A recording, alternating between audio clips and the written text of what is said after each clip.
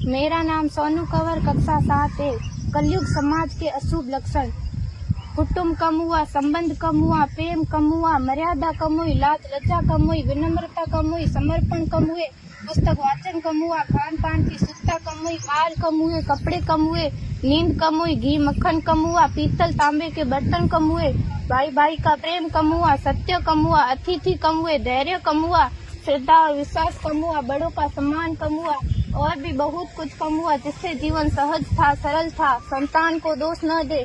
बालक या बालिका को इंग्लिश मीडियम में पढ़ाया, अंग्रेजी बोलना सिखाया, बर्थडे और मैरिज एनिवर्सरी जैसे जीवन के शुभ प्रसंगों को अंग्रेजी कल्चर्स के अनुसार जीना ही श्रेष्ठ माना।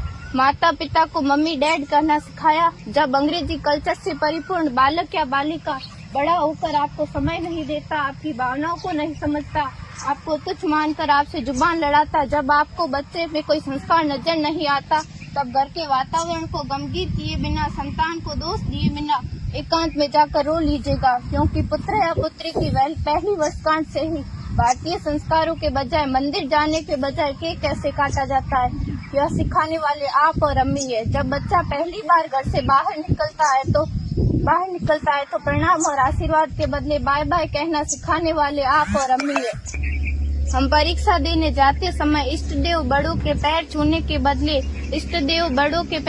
के बदले बेस्ट ऑफ लक कहकर परीक्षा भवन तक छोड़ने वाले आप और अम्मी है।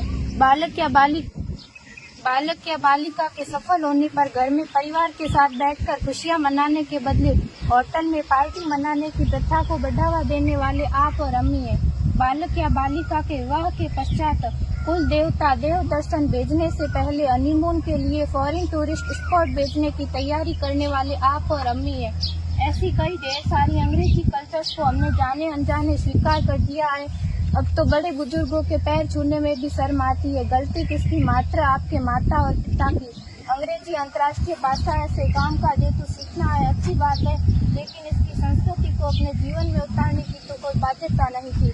अपनी समृद्ध संस्कृति को त्याग कर नैतिक मूल्यों, मानवीय संवेदनाओं से रहित अन्य सभ्यताओं की जीवन शैली अपनाकर हमने क्या पाया?